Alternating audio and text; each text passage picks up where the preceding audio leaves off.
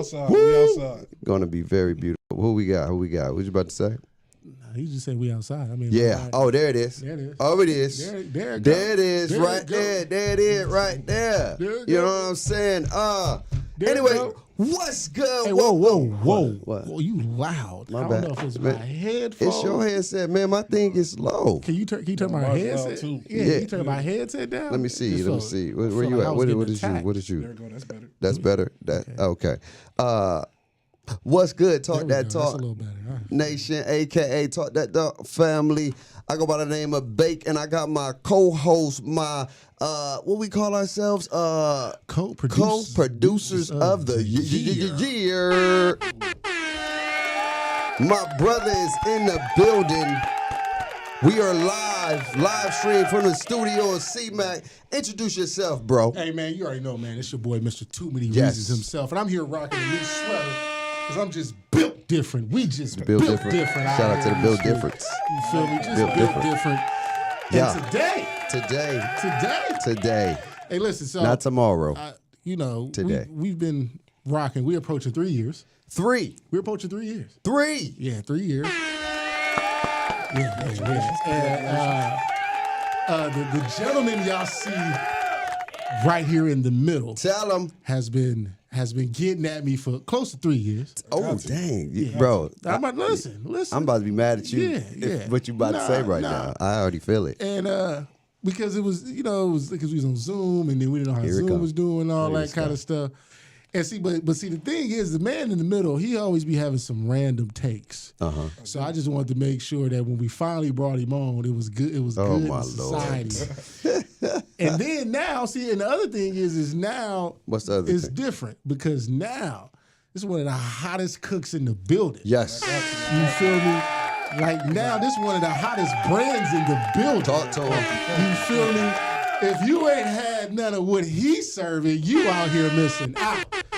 So now it's like the right time. Tell him. That's all it is. Timing is everything. Timing is everything. Everything happened for a reason. Come on, man. Introduce our guest, man. So, man, we got my brother, our brother here, man. Tell him. My guy, Fresno State graduate. Tell him again. You feel me? Mr. Cook himself, chefing it up. The Jerk Man 559, my brother, our brother, Lance. Thank y'all for having me. Yes. I'm going to say it like this. If you want real, authentic Jamaican food, you got to find me. Ooh. Talk to him. Best in the West. Talk to him. Right now in Fresno, it's Fresno best kept secret. Hey. People don't know what Jamaican food is. So if you want to experience it the right way, tell them. You got to find me. And then at the because with jamming.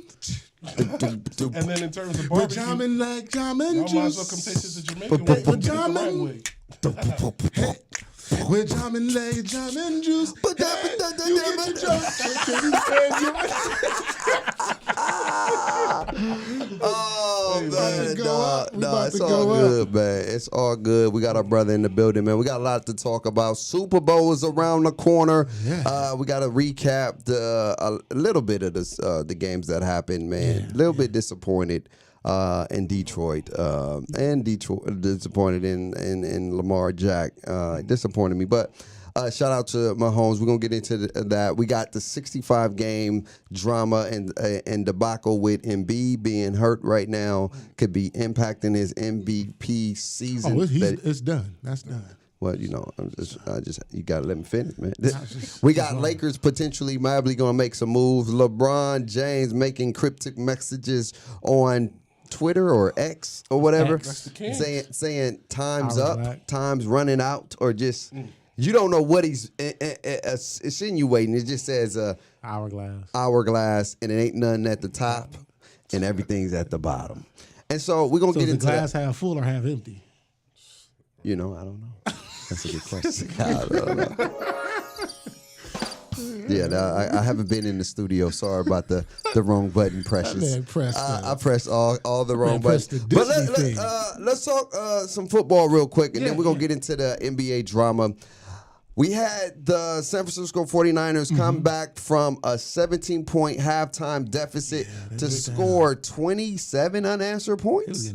27 unanswered points to end up taking their 49er Nation Bang Bang Niner gang to the Super Bowl in less than 1 week. How do you feel that game went out? How do you feel about the call around the world or the drop around the world? Who is the biggest blame? Is it more so Dan Campbell or David Campbell? Is it David Campbell?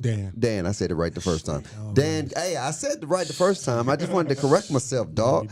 Dan Campbell, or is it more of what the 49ers did?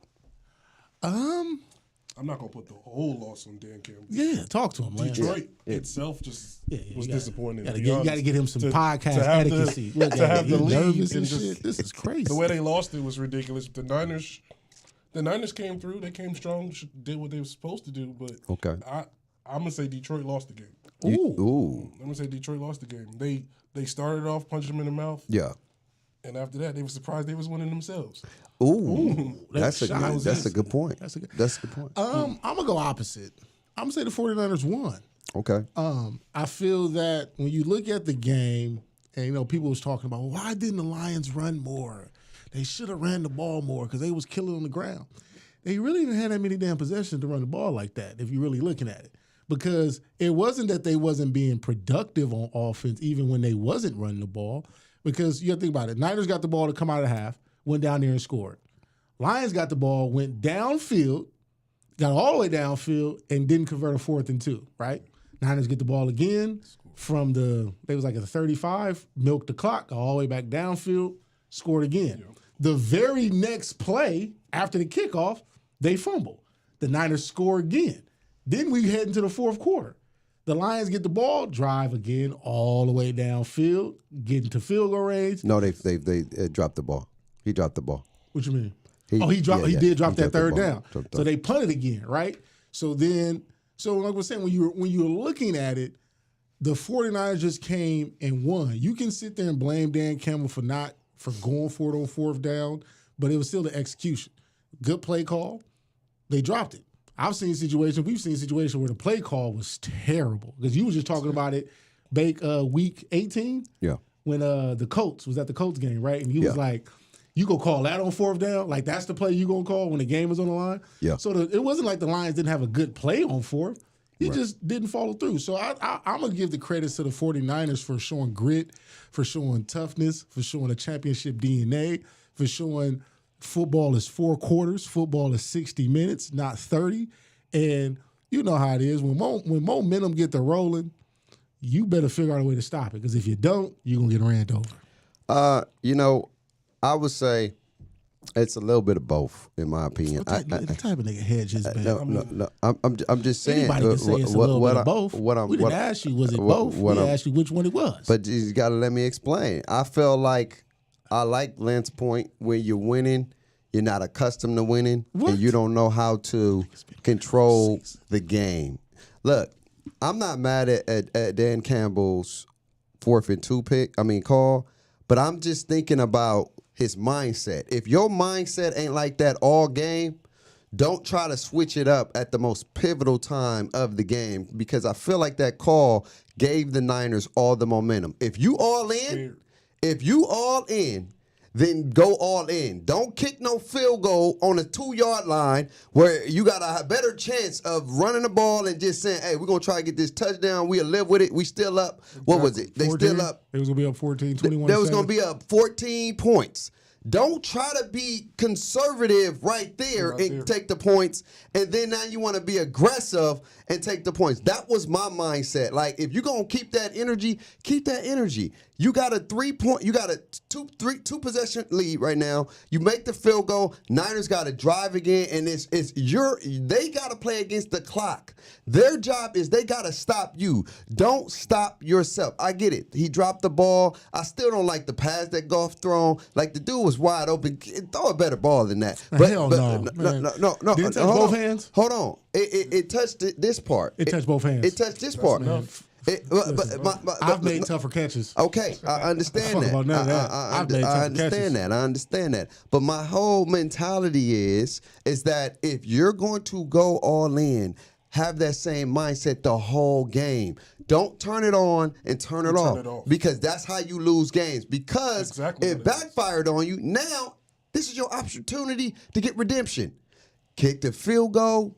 We tied up. I trust in my defense. Let's not give the Niners more momentum because in the defense mindset, you putting more pressure on your defense. They're still a young defense. They still make mistakes. They still give up big plays. They have known to give up big plays, and they're not at home. Exactly. You gotta understand the magnitude of the game. And so what you gotta do is you have to understand and read the room. It did the light thing. We'll turn it on in a sec. You have to read the room, fam. Exactly. Read the room. Look, man, in the beginning, she was giving you some play. You took too damn long. Now you want to be aggressive. She don't want you no more. What? Somebody else then came through and slid in and gave her the Mackie whack. And now you trying to come over there and shoot your shot. No, bro, you're going to get X'd because you're not reading the room. We ain't talking Twitter either. The points. Hey, I say it like this. It's like Friday.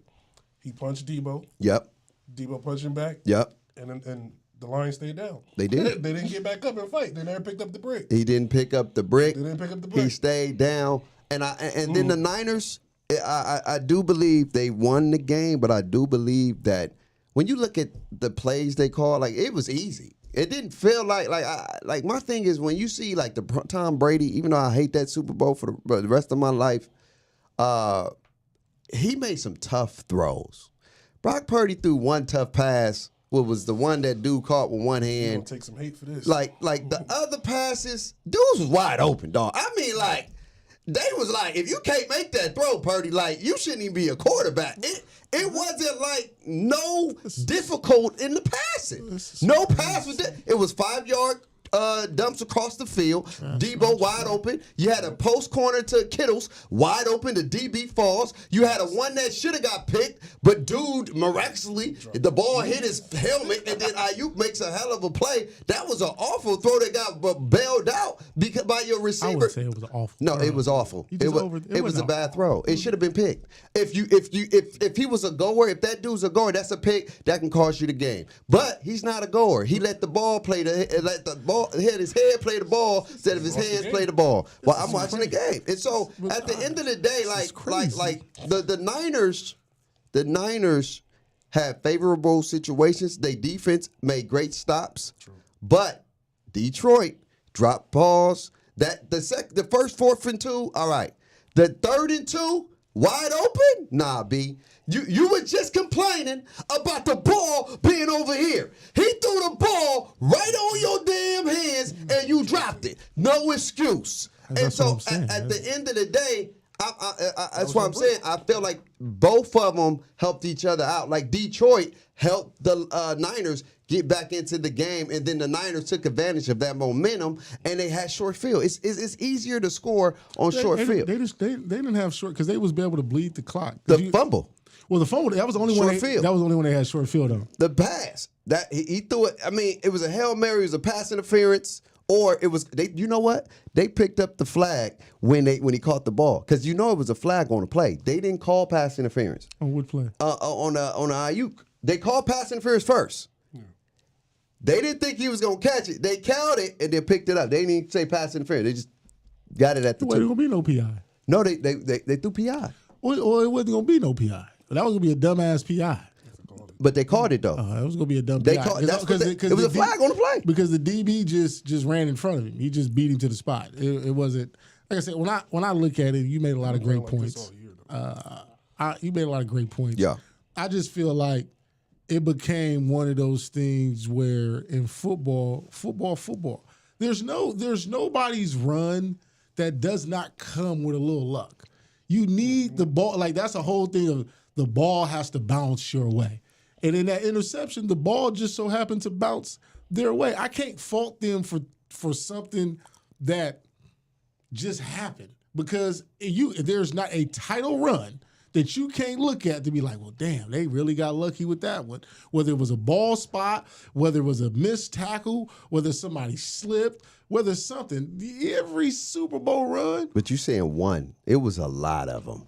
I'm just saying it was a lot of balls, bouncing their way. I tell you that. Hey, listen, it was a whole lot of balls. But that's what happens, man. And this is what happens during Super Bowl runs. Sometimes when it's in your favor, it's going to be in your favor. And that's just how things go. Because you could be the team that I've been on the other end of that, where everything that could go wrong has went wrong.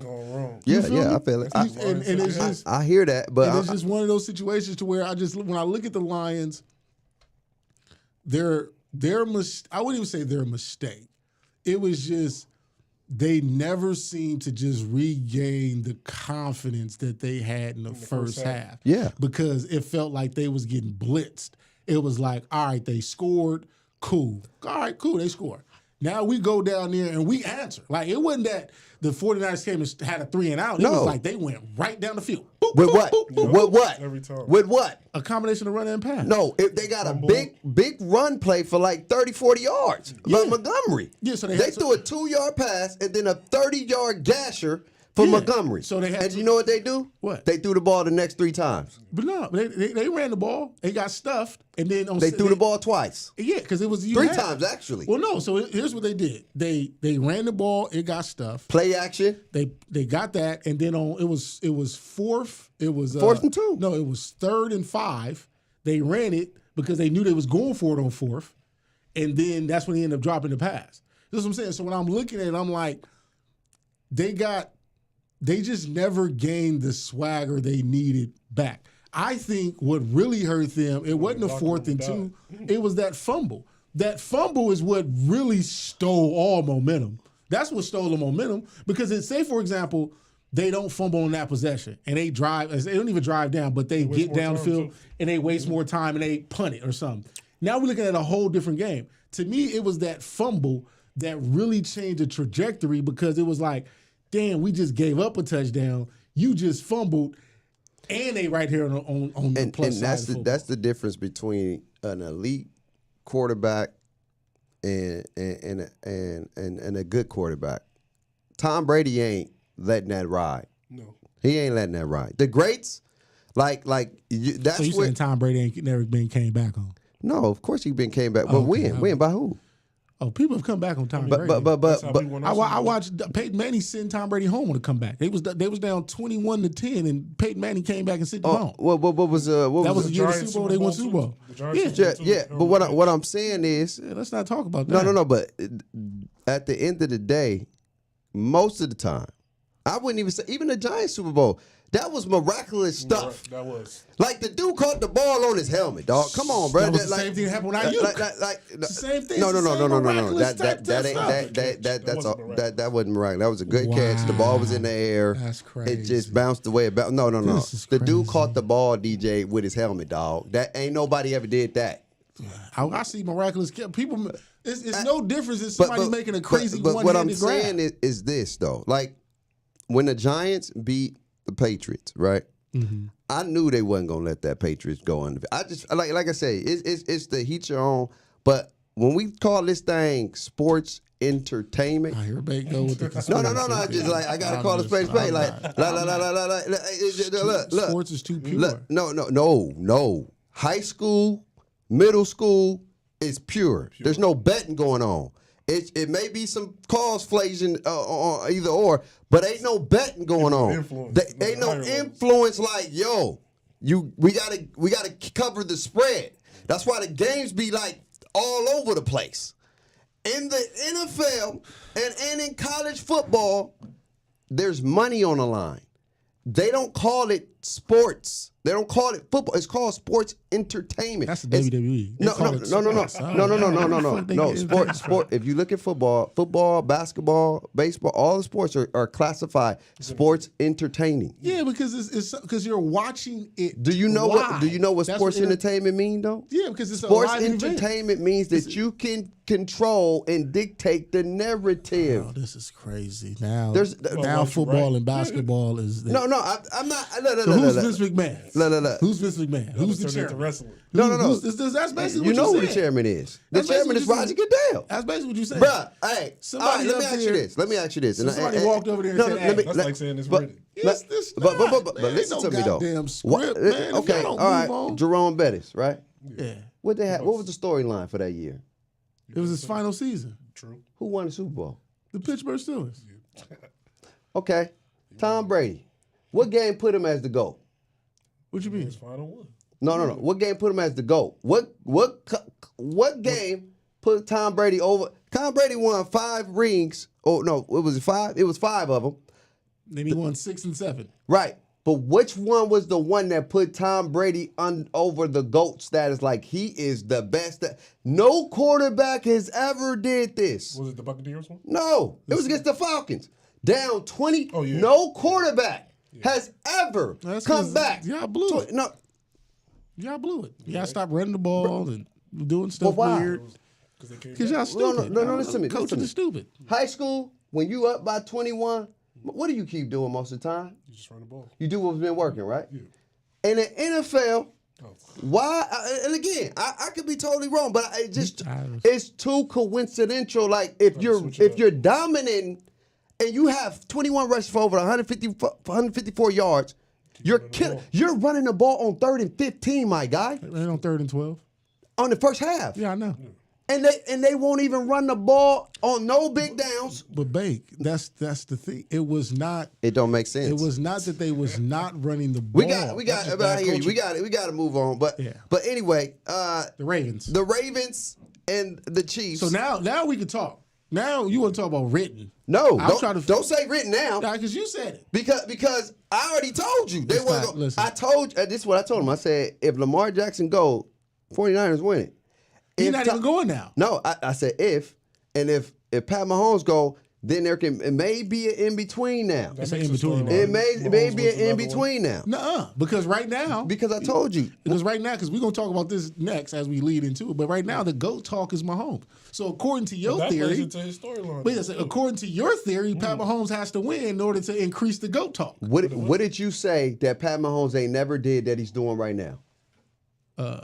Playing against the top defense? Nah. You said he ain't never won on the road.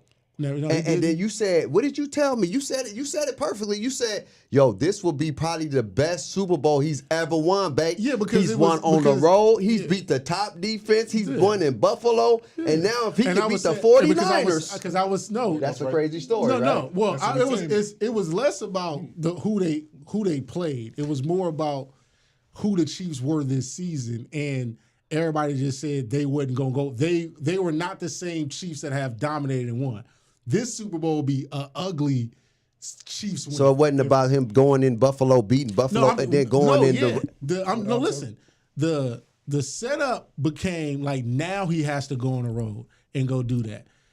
Because of what the season looked like. Because during the season, it looked like they was invincible. When usually Pat Mahomes and the Chiefs, untouchable, right, Lance? That's how we looked at it. So now it's like, oh, they're a little bit more invincible. They're a little bit more. They can be messed with. They should be one and done. And now this is going to solidify. If he wins, this is going to solidify his GOAT talk. I don't think he's going to win though, because I really do think the league loves Brock Purdy. They do. Right now. Wow, this like is no. And I told DJ this, and it's no smite to Pat Mahomes, because Pat Mahomes still black. He's biracial though. Yeah, he's half. Yeah. So they let that rock. The only closest one was Jalen Hurts. Jalen Hurts had the closest chance to be the first pure African American player to win a Super Bowl since when? Doug Williams. How long was that?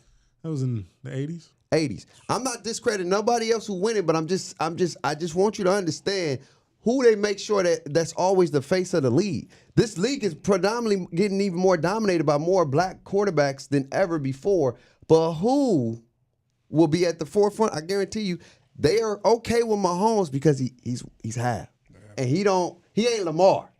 He ain't the chain like that. He ain't like. Come on, man. Let's be for real. Like he's not that. He's not. And but I don't want to take nothing away from Pat Mahomes. His daddy is that. I get that. His pops is full-fledged. But he's not that.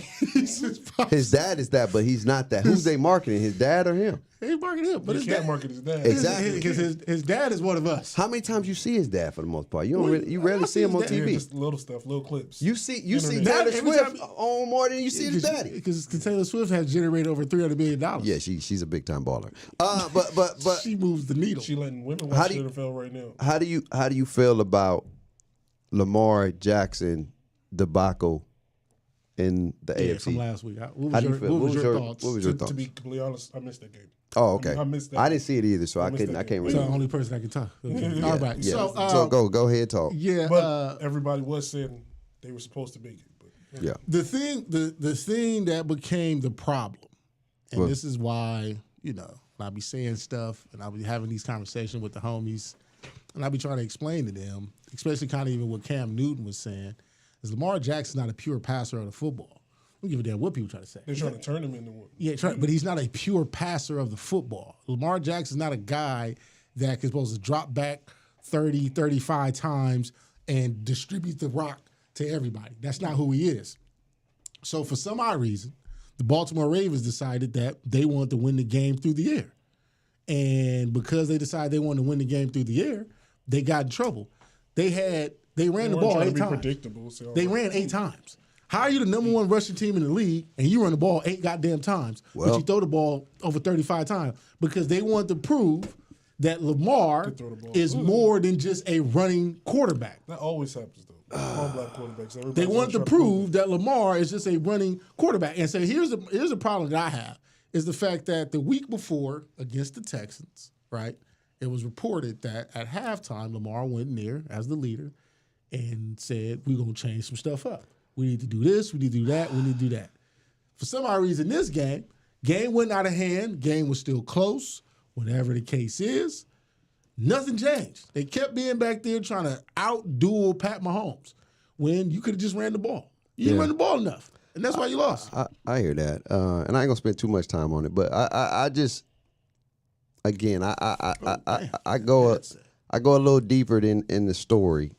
But the first time... Okay, Cody Rhodes.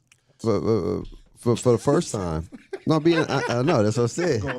I go a little deeper in the story. You know what I'm saying? Look, for the first time ever, you rarely saw Lamar Jackson lose his character, lose his cool.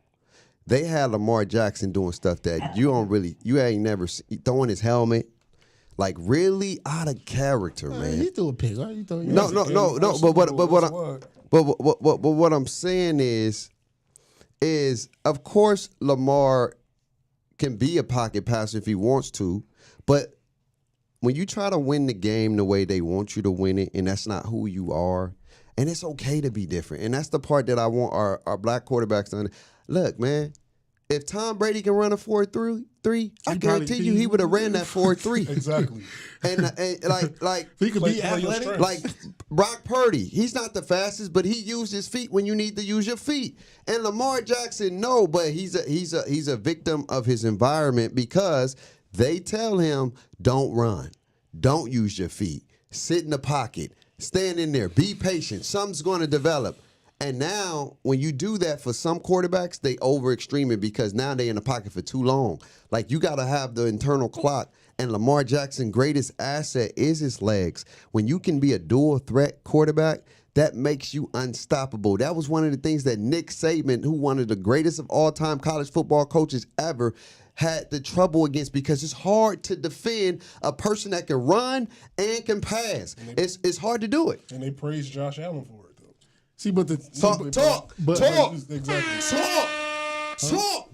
Yeah. They praise it. They praise it, but when we do it, it's a problem. They say we do it too much. That's all we could do. See, but that's crazy. But here's the thing: in watching the game, because I was watching the game, the Chiefs.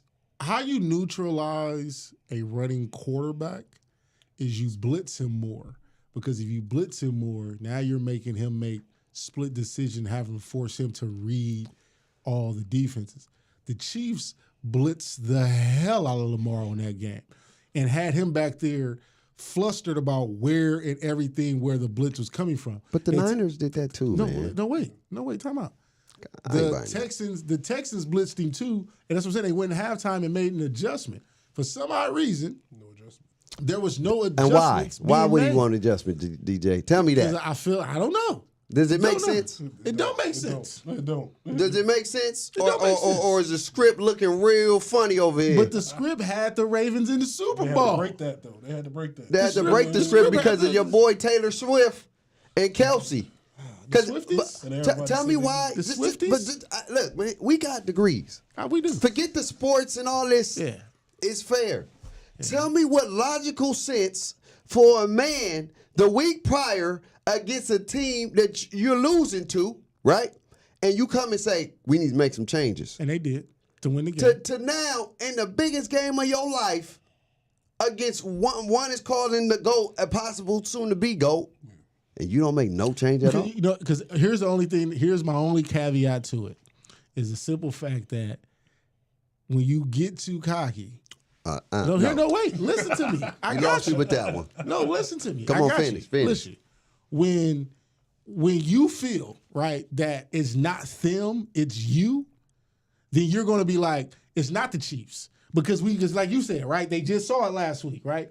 So to me, they already have what if they don't, again, I don't know, my speculation, they already have what's in the game plan to counteract this. So it was like, we don't need to make an adjustment because we knew we was going to possibly get blitzed. Now they doing it. Now it's on us to execute. And they just didn't execute. Still don't understand. But the thing is they should have ran the ball more instead of even being in a situation where you're making adjustment off the pass, because the Chiefs have one of the worst run defense in the league and the Ravens have one of the best run offense in the league. So the way you stop the bleeding is to run the goddamn ball. Yeah, we'll get into who's going to win. In that prime example, what you said, watch the Chiefs' run defense look atrocious in the Super Bowl. Or look hella good. But anyway, man, let's get into some hoops, man. LeBron. Are we going to skip the GOAT talk? Or are we going to come back to that? Oh yeah, GOAT talk. Yeah. So all week, I've been watching sports and everybody, and they just got it as like Pat Mahomes. They feel that Pat Mahomes, people have him rated as already the greatest quarterback of all time. Different people have him already put in that era. And I'm just like, it's hard for me to have a guy to pass Brady when you are 0-2 against Brady when it matters. You can't. How you go? Both games not his fault though. Both games not his fault. I mean the offside call that they didn't call, they lost that game off that, and then you can't win a game if you go negative 500 yards running as a quarterback. That means under pressure. Tom Brady only threw one touchdown in the game, so can you really say you lost? I mean, I get it on paper, you lost to Tom Brady, but did Tom Brady really beat you, or did the Tampa Bay Buccaneers just dominate y'all so bad where it was just like, damn? But that's every game and all that kind of stuff. The thing is when you're being compared to in the head-to-head, you lost. Just like, I mean, if you can use basketball. This is how it looks in basketball. When LeBron is being compared, he's 1-3 against Steph.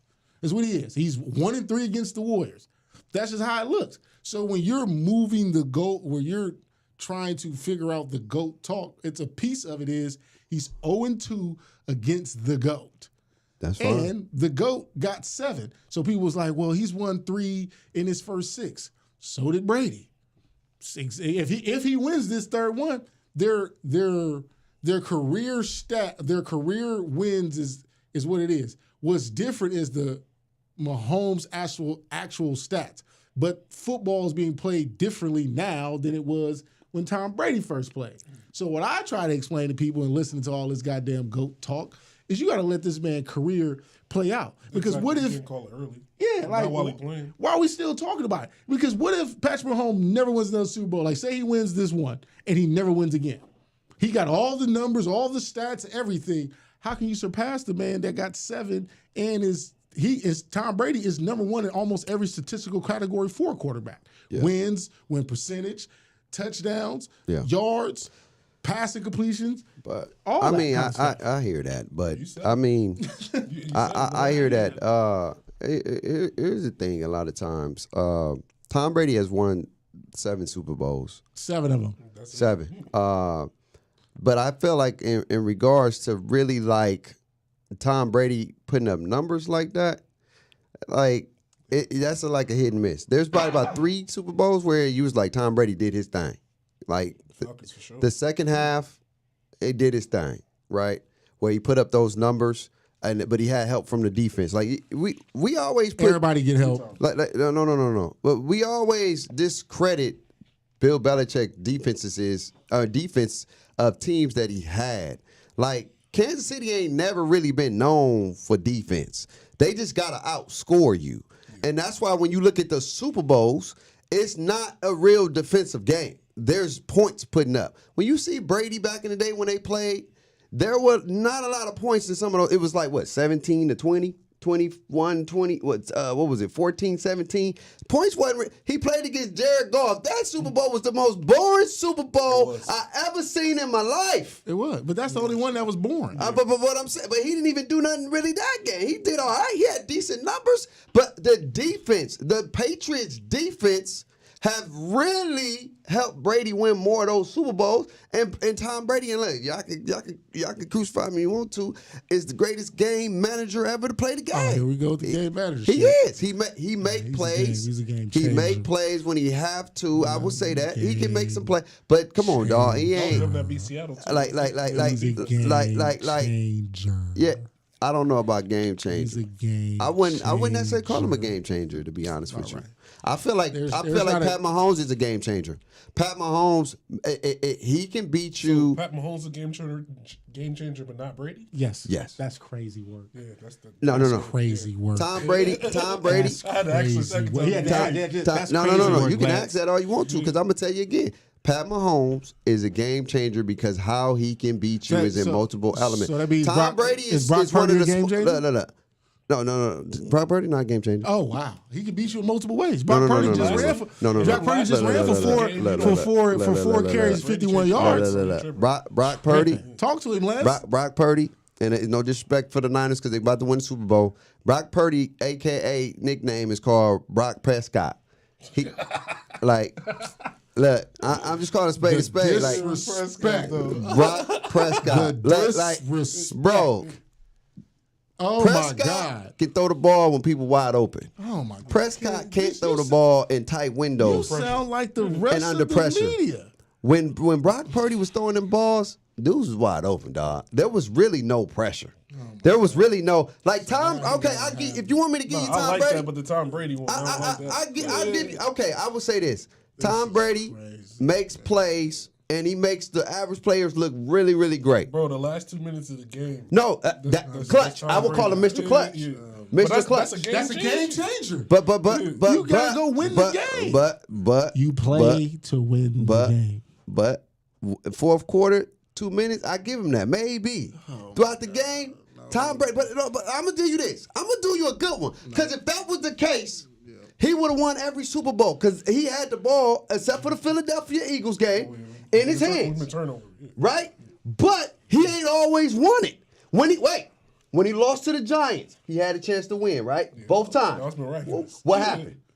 When he had the ball, because he still got the ball back. Oh, time out. He got the ball back. It was like a minute. Was it an interception? Wait, no, they didn't throw an interception. They got Talk stopped. to me. A minute and what? It was like a minute something. A minute and what? Some change. A minute and what? Hey, listen. No. You can't use that same argument and then give an excuse for when he don't get it done. You can't win them all, though. Twice. You can't win them all. Twice. So what about the Rams when he had a minute 7? He took them all the way downfield and got the all right, that was early in the Western. Okay, so what about the Panthers? What about the Panthers when he had Bro, the Panthers were trash. Nigga, the game came down to a field goal. The Panthers were trash. How you made it to Super Bowl, so you trash? Bro, what was the score? It was 27-24. The Panthers were trash. 27-24. Jake Delhomme, for real? He was in Super Bowl. Jake Delhomme, for real? Super Bowl. Jake Delhomme, for real? He was in Super Bowl. No. Jake Delhomme, for real? He was Super Bowl. Who's Jake Delhomme? Are you talking about him now? What numbers did he put up? He went to Super Bowl. Who should have won the Super Bowl? Versus Seattle. What's called Seattle? He won. No, I know. But in that fourth quarter of that Super Bowl, Tom Brady threw for 2 touchdowns over 150 yards. And they was losing. They was losing that Super Bowl, and Tom Brady led them back to end up getting the cup. So what about the Giants? Why didn't he get it done against the Giants? So the Giants were miraculous, like you said. The Giants won. He led again. So time out. Let's talk about this. The Giants was a nip and tuck game, right? He led them downfield to get the go-ahead touchdown. Then they gave it back up. Then he had the Giants gave it back up. He had like 107, whatever case. That's Tom Brady. Yeah. He just didn't get it done. He get it done. Twice. And then the other Giants won. He missed the throw. It happens. But he your game changer. He is. Game changers don't miss throws in clutch situations. But he's 7-2. He's 7-3 in Super Bowl. Bro, the defense though. You look, man. I'm not discounting the defense. No, yes you are. Okay, you said he's 7-2. Let me ask you this. He's 7-2. Let me ask you this. He threw for 500 yards. That's when the defense. That's where was the I defense gave you that. at? Where was the defense at when it was Didn't I say the Eagles? Yeah, he did. I did say the Eagles. I gave you the Eagles. The defense was there against the Giants. They only held them 14 points. Okay, the defense was there. So how did Tom Brady not get it done? And Because the other defense was just as good that game. Look, you want to say Tom Brady a game changer? Fine. Yes. I feel Brock Purdy's a game changer too. Brock Purdy's that guy. Show us a little more. He is. He's that guy. That's crazy. Brock Purdy's that guy. Look, they better give him some respect though. No. Because I'm game manager. No, because I'm gonna say this, and I'm gonna say this. I mean, it's so respectfully, What Tom Brady's great at doing is taking what the defense gives him. He don't really take a lot of chances. It's like if you. But why? Because that's what smart quarterbacks do. He's a smart quarterback. Yeah. That doesn't necessarily make you a game changer because you're smart. Yes, it does. No. Because the thing is, a game changer is a person that can walk on the field and survey and be like, oh, okay. Bro, but you ain't really throwing nothing tough, DJ. You don't have to. So you have to make tough throws? No, but see what happens when he had to make them long, tough throws? He can't. So hold on. Let me ask you this. So I just want to say good argument because I don't want to see how biased you about to be. No, because Mahomes, bro, Mahomes is a video game. Okay. Mahomes is the Steph Curry of football. I just want to see if you're going to be biased. Come on, man. What? Get it out. The year y'all went to the Super Bowl, Matt Ryan was making a whole bunch of tough throws when he had Julio Jones and all these other dudes. He won MVP that year? He won MVP, so he was making a bunch of just tough throws. Yeah, he was. He was. Time out. Did you see the throw? Did you see the throw that he made to put us back in field goal range? Or was it the catch? Who threw it was the ball? more about the catch than it was the throw. He threw it. It was a horrible throw. I remember the catch. It was a horrible throw. But he threw it. It was a horrible throw. Matt Ryan is one of the ultimate game man. He ain't even that. He's regular. He's a regular quarterback. Exactly. And so at the end of the day, like I said, Tom Brady. The discussion that year too? Tom Brady. Who was that guy? Tom Brady is a smart quarterback. So if you want to classify that as a game changer, then I give you that. You got to be cerebral to play the position. Not everybody is not necessarily. I'm just saying, great. If we're gonna say game changer and Tom Brady not in there, it's kind of like crazy work. Mahomes, that's the only one. Mahomes is one. So is Aaron Rodgers a game changer? Yeah, he throw that thing. He throw that thing. He get the way. It's just the way. Look, Tom Brady can throw it, but he don't throw it like them other people throw it, man. Tom Brady makes smart throws, and I give him that. If you want to give him game changer for that, cool. Like, I'm gonna give you this. Okay, I'm gonna give you this. Is John Stockton a game changer? Yes, absolutely. You have 15,000 some odd assists. You control the pace of every game. They know that you're not about to go out there and drop 30. So why he didn't win the championship? Because they ran into Jordan. Exactly. I was about to say that. You ran into So is Karl Malone a game changer? Yeah, so you got 2 game changers against 1. Mike was just that guy. Anyway, man. Speaking of basketball, Mike is that guy. Let's get it, man. That's crazy. Look, man. At the end of the day, I'm not discrediting Tom Brady. If you want to classify him a game changer for him being smart, for him making the smart throws, cool. When I'm thinking about game changer, I'm thinking about like their abilities to make every single throw. He can make every throw. No, he can't. He can make every throw. No, he can't. Can throw the ball. So that's what I'm saying in that category. Intermediate. Who all you have there? Just Mahomes. I got Mahomes. I got Aaron Rodgers. He don't win. So you can't be a game changer if you're not winning. What? How many Super Bowls Aaron got? He got 1. How many been to? He only been to 2. No. He been to 1? He only been to 1. What's his playoff record? It's hard to win in the NFC. But if you a game changer, how are you losing? How you losing? AFC. How you not making that pass? Okay, AFC. Okay, time out. AFC. Yeah. The AFC championship, right? AFC when Tom Brady was in there, he was winning a lot of them, right? Yeah. What was the quarterbacks? He played Peyton Manning. Peyton. Who else? Ben was, Ben won 2 Super Bowls on Peyton Manning watch. Ben is, come on now. How's he? I get what you're saying. Thank you. Who else? You had Peyton. Rivers. Rivers is over there. He wasn't doing nothing. Yeah, So. Okay. So who was A-Rod going against? He was. Let me think. Dak. Tony Romo. Romo is as you gonna call it? No. Let me see. Who was he going against? I gotta think, man. A-Rod lost to Eli twice. Eli was that dude in the playoffs.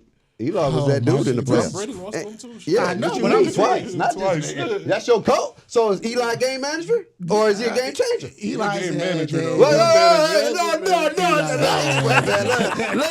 go ahead and get over there. Let's go ahead and talk about this NBA, man. Embiid's hurt yet again. He's fragile. And now it's going to impact his opportunity to win MVP. Whoa. We're going to get Embiid is not no AD. I said it. Hey, AD, hey, man.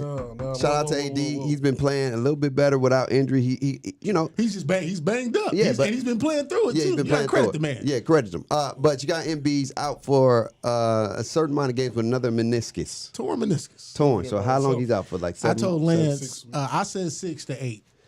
That's tough. That's like March. Bro, that's quick. And so End of March. and he's not gonna come back full 100%. That takes time. No, I'm saying 6 to 8. He could be fully healed 6 to 8. Because it depends on what the tear is and how deep is the tear and how much he has lost already. So say for example his knee, it's like say he had 100% of a meniscus. Yeah. He had a tear. It's a cleanup job. Right. They snip the tissue or whatever the case is and put it back together, and then you just kind of lose that. So it all depends on how bad was the knee pre-meniscus. Yeah. If the knee was pretty good, then it's not that bad of a recovery. Yeah. But if the knee was already kind of jacked up, it has some other stuff going on, then it'd be then the recovery is bad. How old is he right now too? Embiid? Yeah. Like this is 20, 30? About 27, 28. Something. Okay. So here's the thing. With him being out, do you think it's fair Yep. for him to lose out on MVP? Hell yeah. It's life. What about you? I'm gonna say yeah. It's too early in the season to fully say he contributed to MVP. Here's my thing though. I agree with what they're doing because they're trying to make sure that people who are hurt, they hurt. Yeah. And you're not just sitting out games just because you want to sit out because this is a product. It's a business. Soft butter biscuits. You got to make bread. And here's my thing though. Look, and this is my thing. I don't know if AAU was back in the day in the 1960s and 70s. I don't know if they had that, but I will say a lot of these kids and these players now got more wear and tear on their body, and two, the way the game is now, there's a lot of more lateral movement than it was back in the day. There wasn't that much lateral movement, man. It was like straight or go. Like it wasn't that much. Yeah. When you start seeing Allen Iverson start coming into the game, Kobe and all them, you start seeing a lot more movement. Bro, you 7 foot. Even if you look at what Embiid is doing, bro, what 7-footer dribbling between the legs, tween, step back, off legs. You stay at the foul line.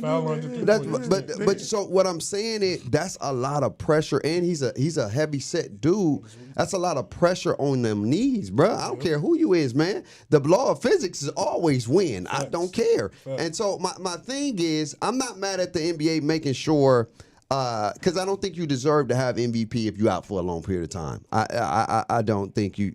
But the money thing, the money thing is where it gets tricky because it's like, dang, he lose our own bread for being hurt. Hurt. No, but well, never mind. There's no go clause ahead, for being hurt. There's no clause for being hurt. Yeah. No. See, a piece of the problem is just soft. Bro, come on. No, wait. Can I finish? Injuries. Can I wait? Bro, you get hurt now. You ain't even playing NBA. Time out. I'm not talking about the actually hurt people. We actually saw Embiid get hurt. That's an actual injury. Just like we actually saw Halliburton get hurt. That's an actual injury. The problem is that it sucks for the people who actually get hurt versus the dudes who are just missing time. Yeah. So then it's hard to differentiate whether you're really hurt or whether you just don't want to play. You feel me? For example, that was that Kawhi. It's Kawhi. Kawhi did this. It's really Greg Popovich. Yeah. It starts with him. It starts with Greg Pop. Resting people. Because, for example, I was watching, and again, everybody not built like this, and I'm not needing everybody built like this, but it's the mindset of people that give a damn. Kobe, I just watched a clip recently of Kobe, and they was about to go play Toronto when Vince Carter was Vince Carter. And Kobe was like, look, heading into that thing, my back was killing me. It was spazzing up. I was going through it. But I knew Vince Carter was coming to town. and Vince Carter's supposed to be him at my position. So I have to make sure that this back can hurt any other day, but tonight I'm suiting up. And the problem is we don't have that mentality. When these players got that little like, all right, like my toe hurt, I'm gonna sit this one out because my toe hurt a little bit. You feel me? That's the problem. You're missing. So then when it comes down to you actually having a real injury, a hamstring, a quad, you really go hurt. When you have something for real, it's like, well, yeah, you didn't miss 10 games because that little toe injury that you could have played through, or it ain't that bad. You know, and see, the other half of it is how is it that all these players are hurt way more now with better technology, better medicine, better training, better every goddamn thing, and all the dudes in the 80s is playing 82 games. You know, John Stockton paid to cocaine. Yeah, I said that already. Yeah, they did. They had coke back in the day. They did a whole lot of drugs. Numb the body. I said it. They was numbing that body crazy. Drugs. But do you know John Stockton played 82 games like 15 times in his career? That is crazy. 82? Lance, he played 82 games like close to 15 times in his career. And we're talking, they're traveling commercial, Lance. But all right. Okay. Let's be real. Like, no disrespect to John Stockton, but John Stockton is Mr. Fundamental. Like, he ain't really all Utah Jazz was like he ain't really doing nothing explosive like that. He had put you in the pole. He played in spurts. He knew his body, and he mastered that. So what about Jordan that played 82 games 9 times out of his 14-year career? He's very explosive. 9 times. Jordan was hurt. Jordan was retired for it. He did. Yeah, he did retire. Because he was playing. But what I'm saying is, you got LeBron James. How many games LeBron didn't play? How many times he's played 82? Yeah, once. He only played 82 one time. No, that's surprising though.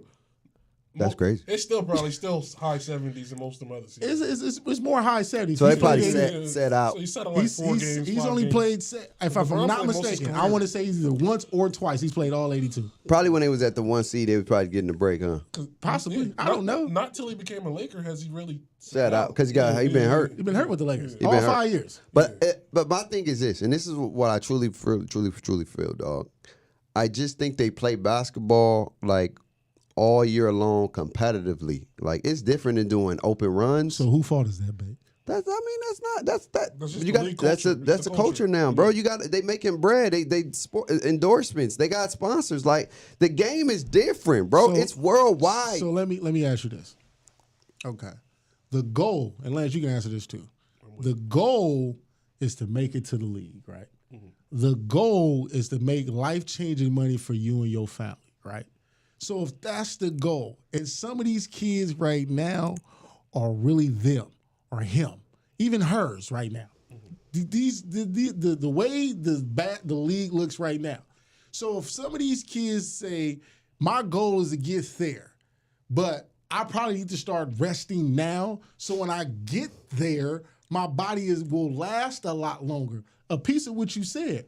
The AAU circuit wasn't as crazy as it was. When you listen to like the KGs and all, they were playing AAU. But that's like them. That's what I'm saying.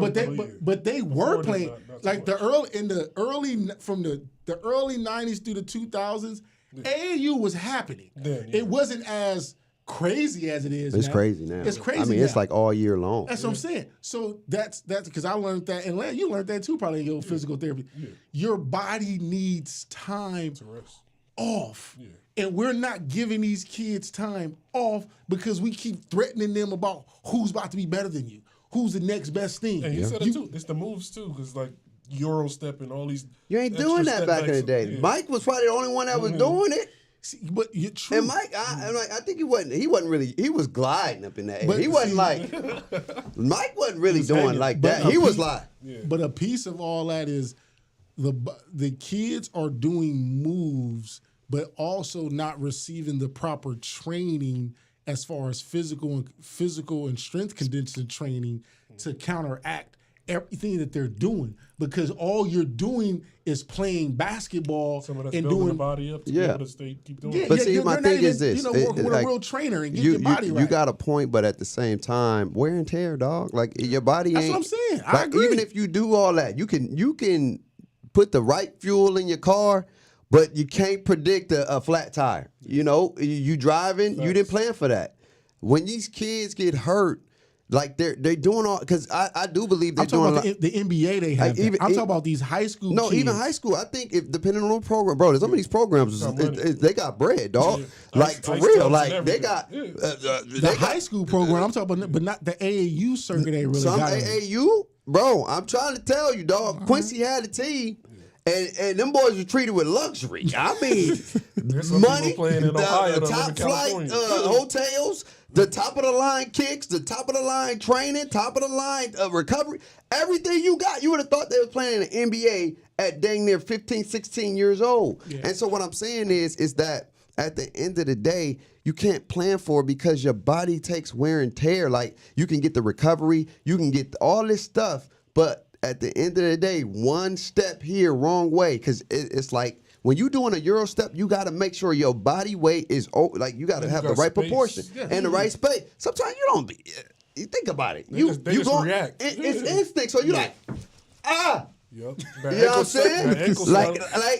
You know what I'm saying? Stepping on somebody's foot. You know what I mean? But wear and tear. But that goes to me when people talk about AD's run with the Lakers. When you really look at it, he ain't really got hurt just on him getting hurt. He's really got hurt due to something else. Both of his sprained ankles. For everything. Bro. But both of his, but that's what I'm saying. Because everybody just want to paint this picture of what it is. His sprained ankle, he jumped up for a lob and landed on somebody's foot. When he hurt his calf, a player fell and ran into his knee, which caused him to jerk backwards. And of course, he got hurt. Yeah, but that's what I'm saying. And we say this though. I want to say this because I know it's about to close a minute. We got to get to the next one. With AD, it's not about him getting hurt because it's a different. You see, Embiid always hurt. Embiid always hurt, right? He always hurt. But they don't say he's soft because the way he plays. Like you can't control the free. Because he plays with power. Not even power, but he plays with like a big man. He can go inside. Not even that. He plays with the mentality of I'm trying to dominate. Sometimes AD come and be out there. True. Oh my God. Grab 2 rebounds. Grab a rebound and then jogging, not trying to protect the paint. Like if AD been playing like he's been playing, he hurt this year, nobody be calling AD soft or a roller coaster or nothing like that. You see why they ain't saying that? Because he's been dominating. Yeah, that's all they say they want from AD. It's not about him being hurt. Yeah. It's a simple fact that when AD get hurt, it's like AD out there lollygagging when he hurt. Like when he get hurt, the games he get hurt for the most part will be the games he ain't really locked in. He be like, AD, what you doing? And then, but you know that, bro. The law of injuries, when you ain't really locked in and you out there bull stuffing, you know what usually happen, right? But pull a hammy, strain something, everything that could happen will go happen because the game don't respect that. That's the difference between Embiid and AD. If AD played like this all his career, like he was in New Orleans, because AD was hurt in New Orleans, but they said he was a dominant beast. Yeah. Right? Yeah. If he did it, they wouldn't be tripping. I feel like now he don't. In New Orleans, all the pressure was on him. Now it's not that way. It's AD or LeBron. They're trying to add in extra pieces, but yeah, man. But anyway, Lakers. Speaking of LeBron and AD, Lakers. Yeah. Trading block. Are they gonna make some changes before this trade deadline, which is in next week or 2 weeks? Yeah, they need to make a change. They need to get rid of old Bumpy. Who? Bumpy. What was that? The nigga that's bald like you.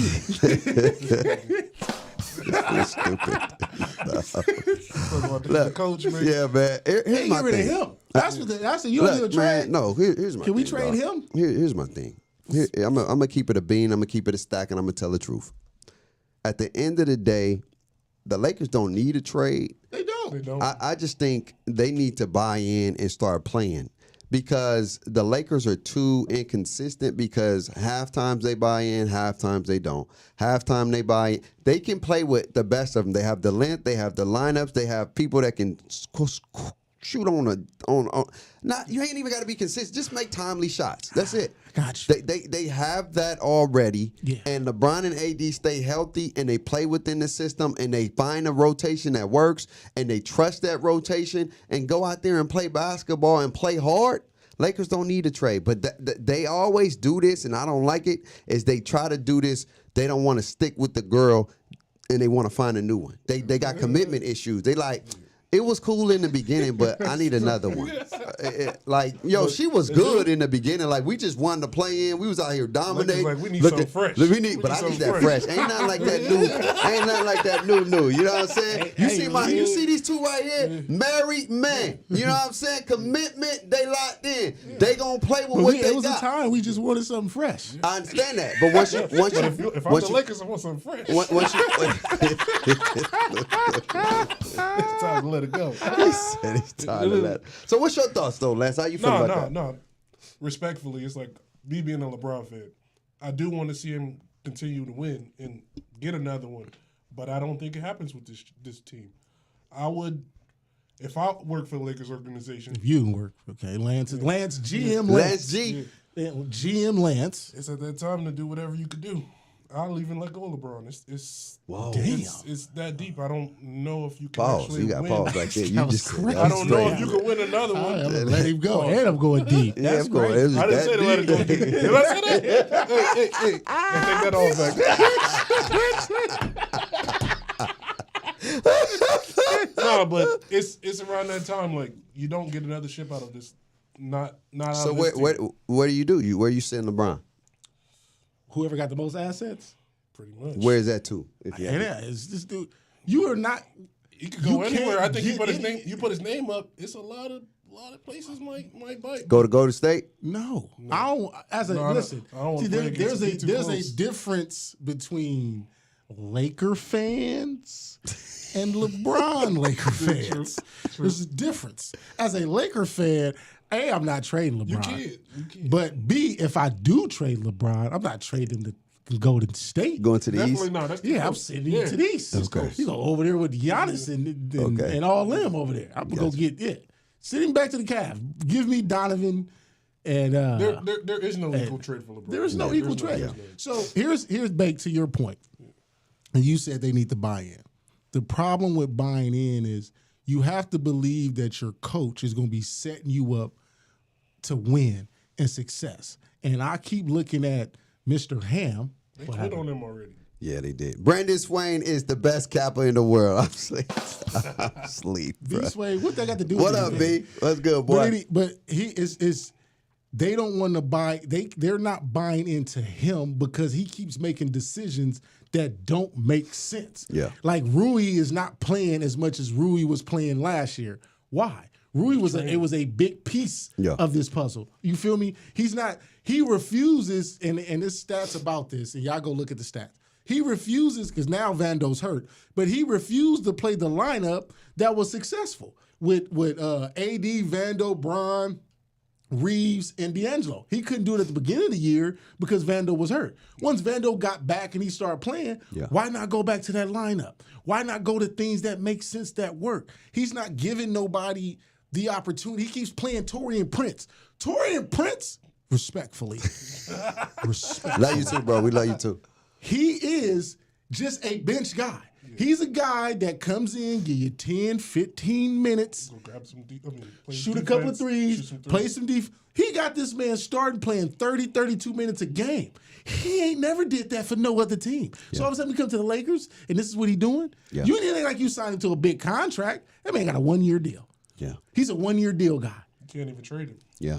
You feel, so it's like that's what I'm saying about the coach. I hear you. Darvin Ham, to me, when your team plays like how you said, Bate, where it's up and down, that means you are not getting enough out of your team. Right. That means when we are in the locker room, what am I saying to my team? Am I sitting there threatening like, look, we go out here with this bull jive tonight, tomorrow at practice, there ain't no day off. Everybody's showing up tomorrow. Because what they going to do? Not show up? They have to respect you. So everything you say, you have to become militant when you playing with a team that obviously don't buy in all the time. Right. That's what I'm saying. I'm looking at, you look at the Lakers, I guarantee between us and the rest of the society, you can name almost every Laker on the team because the Lakers is a big name. So why is it teams like the Thunder, when you only could really just name Shea and maybe Chet as a common fan, they win it? Why are teams like the Minnesota Timberwolves, where it's really just Anthony Edwards and you know Cat, but for the most part, the rest of that team you don't know. You feel me? And you know Conley. But I'm just saying, like the name on the Lakers, you know every damn body because it's Hollywood. We know that. But what I'm saying is how is it that these coaches are getting these other names that aren't big, that are just blue-collar dudes to buy into winning, but you can't get the same dudes who wouldn't really know nobody? I'll tell you why. It's simple. It's a simple mathematical equation, bro. It's not scripted, but it's the Lakers. It's Hollywood. It's everything that you do with the Lakers is magnified. It's under the biggest microscope ever. So, look, when D-Lo was in Minnesota, D-Lo was doing his thing over there, right? Playing basketball, putting up numbers, dang near. It was more like Brooklyn. He was okay. No, but he was doing good in Minnesota. They was balling. They was putting up. They went to the playoffs. They went to the playoffs the year before. That was Jimmy. No. Oh, you talking about the year with Pat Bev and them? No, D-Lo. Yeah, Pat Bev was on that team. And so my thing is, when you in these other markets, there's no cameras out there looking at every little move that you do. So if you do change your lineup, ain't nobody tripping off that. If you do want to play this player this time for 33 minutes, ain't nobody tripping off that. But when you go to the Lakers, when you are under the big lights of LA, the city of angels, every little thing you do is under a microscope. It's like, why are you playing that lineup? So that means everybody ain't cut to be a player for the Lakers and a coach? I say it's everything he's saying, but switch it from the Lakers to LeBron. Oh, this ain't the first time we seen LeBron get a coach fired. And the same thing in terms of what you were saying, why they don't buy in? Because I don't think LeBron bought in. He's not buying in now. He wants him gone, so everybody else is not going to listen. That's the top dog. You know what? I would agree with that before we get up out of here, because it was one thing that I saw. It was a picture, and they had LeBron giving Ham the most dirtiest look. He was like... That was against the Rockets. He was looking at Ham. That was the Rockets? He was looking at Ham. Like he was some Ham from... like he was some spam out the can, dog. He was like... And I just think right now, it's hard for them to understand what their identity is because of the change. So I'll give you that. But at the end of the day, players got to go make the plays. Go out there and play, God dang it. Like, go out there and play. The same thing happened with LeBron in Cleveland. What was it? David Blatch? David Blatch. Same situation. But they wasn't winning. They was winning. They was winning. They went to the ship. And they was 30-13 at the time they fired him. Once they gave up on him. I think LeBron's at that point. But Black had everybody. But yeah, man. Anyway. Overall, it is. But before we really get out of here, my man Lance is here. And just want to talk to my guy Lance real quick before we get out of here. Right now, in my humble opinion, you got the best thing going with your food, man. I said the same thing. You feel me? Yeah. I had a chance to try it when he was first started. It was fire then. You feel me? He's added way more.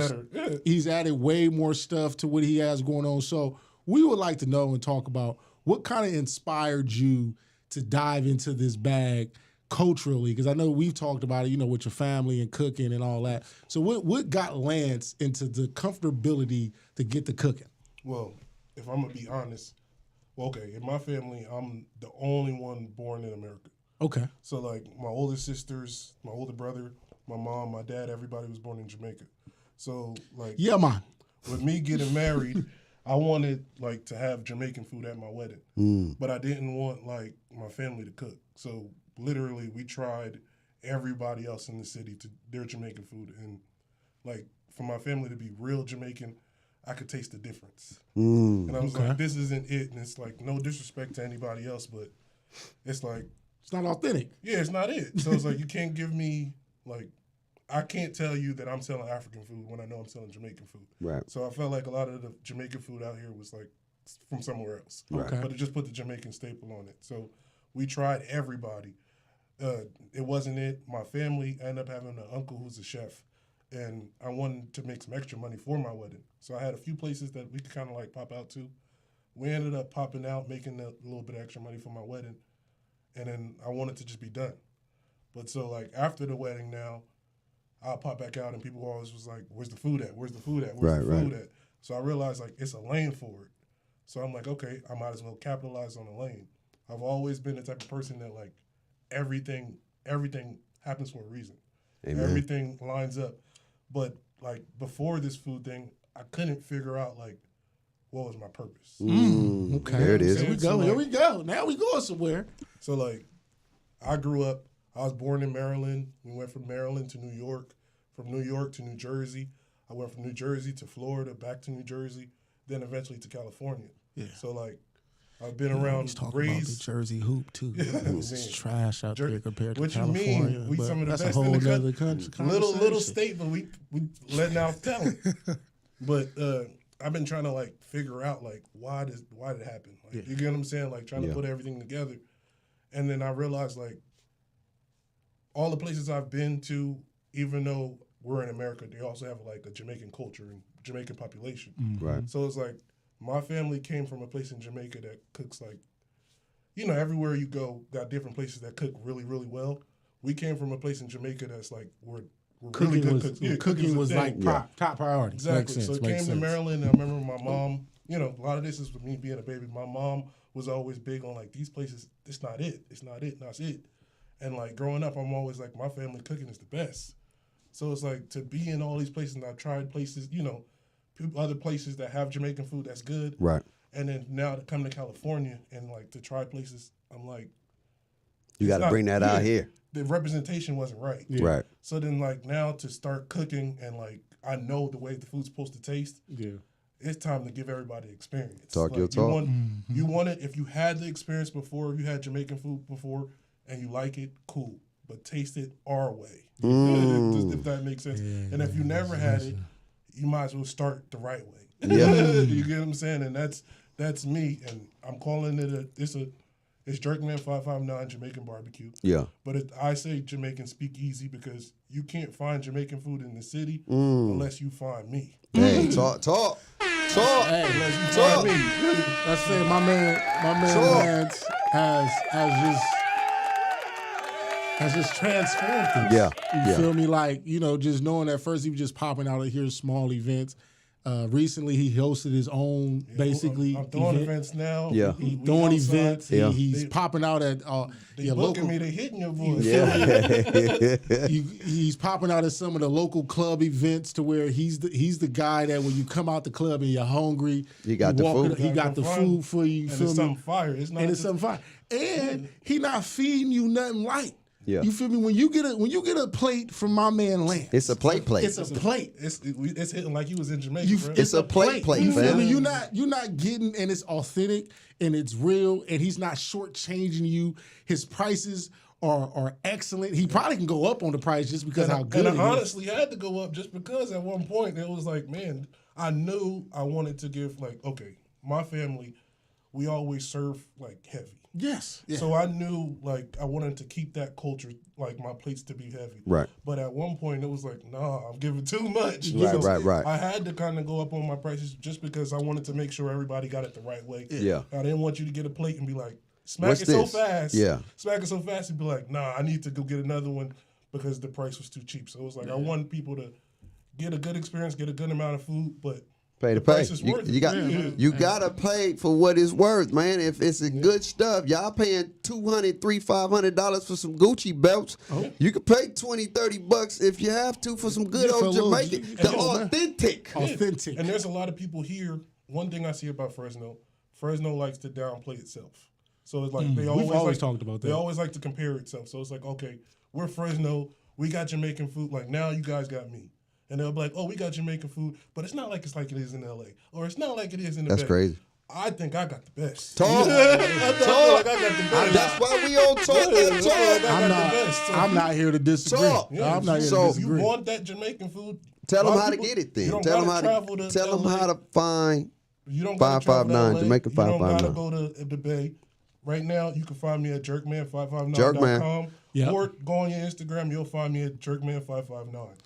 I am the one. He's the bruh. And he's out. Look, I'm gonna tell you right now. Where the camp right there? Yeah, he's outside. If a man telling you he the one with confidence like that, You should just pull off pure merit to see. Yeah. I heard you said on Talk That Talk Nation, you the one. I need to know if you really the one like that. Because if you say you the one and you the one, then I'm going to have to go try it out. Listen, how this work is we are family. Yeah. So if it was trash, he would know.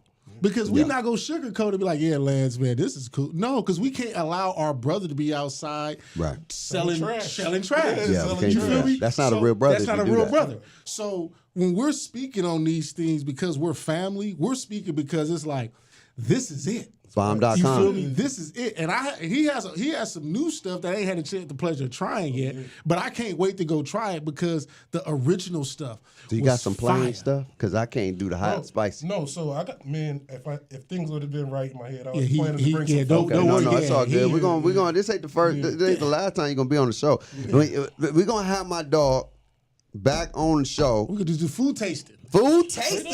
Yeah, I promise you. Talk that talk. Food tasting. Let me change y'all lives, man. Change it. Everybody used to the same thing. You want to go get a burger. You want to get your tacos. I want that real stuff. But I'm like, yeah, come get something real. I got you. Come on, man. I'm trying to tell you. Let's start your year off Jerk Man 559, man. He's that guy go try with the authentic Jamaican food. Like real. If you no want counterfeit. To go down to Jamaica and you want to you shouldn't even do that. My man got I feel like you for disrespected Jamaica. Don't try. Man, boy. Don't come for me, boy. You boy. Don't do that. Man got we coming. Hey, Jerk 559 is coming. Jerkman 559. Jerkman 559 is coming to the building. We're gonna try the food. Yeah. It's gonna be lit, man. Yeah. So if in the meantime, y'all need to hit my dog up. Y'all know the platform. Tell them again just in case they forgot. Jerkman 559. Jerkman 559. He does events. He does. Okay, so I'm a private caterer. I'm also all over the city. Talk to him. Come on, man. Every event I can. Come on, man. It's trafficking right now. Every time I pop out, it's selling off. So it's selling off. So come early. Don't stop wait. playing. Don't wait. Stop playing, dog. And one of these days we gonna do Talk That Talk sponsored event. Well, we gonna buy out the whole thing, and y'all ain't gonna have no excuse to come try out the food. Y'all gonna just come and get a plate. We gonna already buy out the whole day. It's just gonna pull up, show some love, come get a plate. No excuses. Let's change your life, man. Let's think about do a Jerkman 559 live Talk That Talk show. Where you pulling up, you getting the plate. We there talking live, doing stuff. That'll be something. And they're not going to talk too much. I'm telling you, they're going to be on that. I feel like that's going to be lit. I think that could be it. Let's do it. We popping out. Yeah, man. But in the meantime, we love y'all. Shout out to our brother. Amen. Thank y'all for having me. Thank y'all for having me. This ain't going to be the last time you see my dog. As well. I'm very proud. Thank you. I see the way y'all doing it. Y'all doing it right. I appreciate it, big dog. I appreciate it, man. It's one thing about our show, dog, is we keep it real. We show love. You know what I mean? We appreciate our brothers, man. A lot of these folks went to school with us, and these are relationships we keep intact. You know, some people, you know, they don't really have those relationships that we can really call our boys up from college and be like, yo, you want to get on the show? You know what I'm saying? We can do this from the studio to the crib, all that good stuff, but it's all love. That's one thing you hear about a lot of people that watch us is all love, man. And so we appreciate the love. We appreciate what y'all doing. And we're going to continue to drop these bangers for y'all, man. So keep it locked in. Always remember to stay safe, stay blessed, and to talk that talk. Till next time. Peace.